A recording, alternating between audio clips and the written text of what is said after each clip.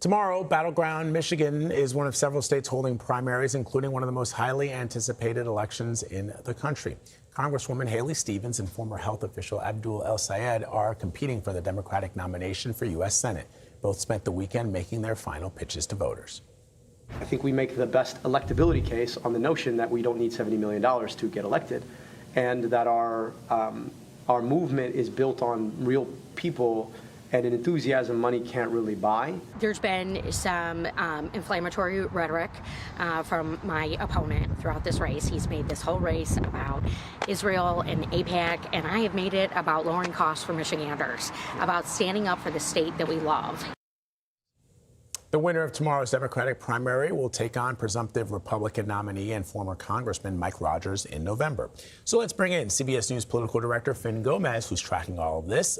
Fin, great to see you.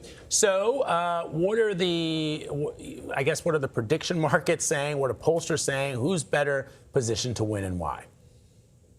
Well, if you look over the last couple of weeks, Vlad, there's been some changes in polling, and that's really the metric that we go by, as you know.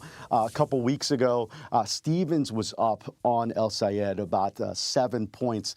But over the last week or so, you've seen El-Sayed pick up some momentum. There's been a poll that we saw, an Emerson poll that came out a few days ago that showed him with a double-digit lead. Now, that's a big swing, we know, but from the ground in Michigan, what we're hearing is that there has been some momentum for his progressive insurgent campaign, if you will.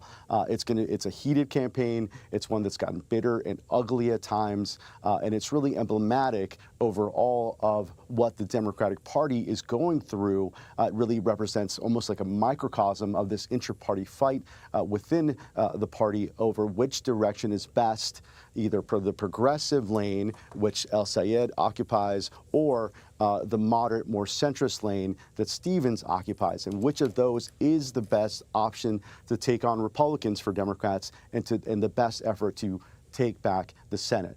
This one is key. This is a key race. The Democrats taking back the Senate almost hinges on this one.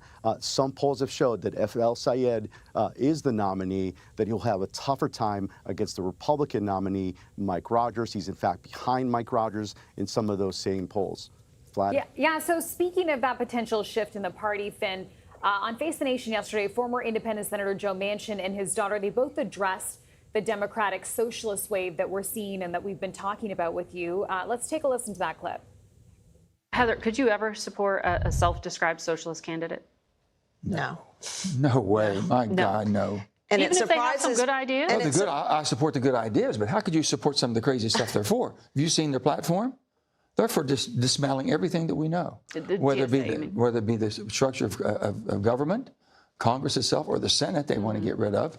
And then they start talking about all the crazy things. No police, no this, no this, no that. Are you crazy? So that was a pretty strong reaction, right, Fin? I mean, is this how the party feels at large, or could what happens tomorrow swing the party more left? I think that's a good question. Look, I think right now there is this fight that I mentioned, this inter-party fight that's happening in real time. But I do think if El-Sayed wins in Michigan, I think progressives will argue it's another sign that Democratic primary voters are embracing candidates running a more left platform, populist message, if you will, especially after Zohran Mamdani's win in New York last year. But I think it's also important not to overstate it. I think the Democratic Party is still has a broad coalition. There are different candidates in different battleground states. If you go to Iowa, Josh Turek, he's more of a centrist, more pragmatic, and that's a better candidate for that specific race. However, in some of these close battlegrounds, when you see a more progressive candidate, like in places like Michigan, they may not. There's been some criticism that they could lose potentially against well-funded Republican candidates like Mike Rogers. Money has been key here. We'll see what happens, but I think that it's a big question. It's a big race, and again, whomever wins, if the Democrats win, it does lead to potentially to a path of them regaining the Senate. Very important. Really important indeed. All right, Fin Gomez, thank you very much, my friend. Appreciate it. Thank you. And of course, you can stream our special coverage of this week's primaries once the polls start to close. That begins tomorrow at 9 p.m. Eastern right here on CBS News 24/7.